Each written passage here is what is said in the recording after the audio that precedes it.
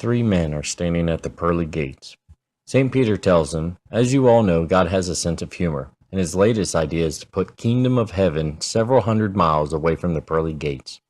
How is that supposed to be funny? One guy asked. Well, God had the novel idea of allowing those admitted into heaven a vehicle to travel that distance, but the quality of the vehicle is based upon how faithful you were to your spouse. Knowing they can't argue and that God obviously knows all, the men begin confessing their infidelity. I admit I screwed around behind my wife's back, but I broke it off with the girl before my wife found out, one man admits. Very well, St. Peter responded and gives him a standard bicycle. The guy shrugs and feels a little better confessing. The second man says with a grin, I've never actually cheated on my wife. St. Peter raises a skeptical brow. Okay, there was one time, but it was technically before we were married. I was drunk and I didn't know what I was doing, but I never been unfaithful after that. With a heavy sigh, St. Peter grants the second man a car, but in terrible condition.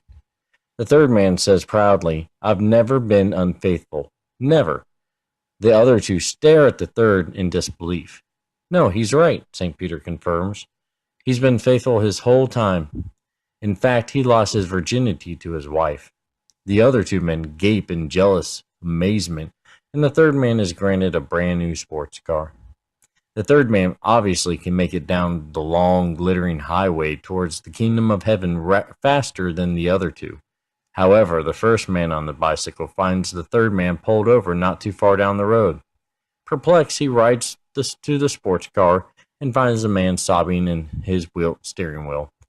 What's wrong, wise guy? Is it Italian muscle too much for you? He gloats.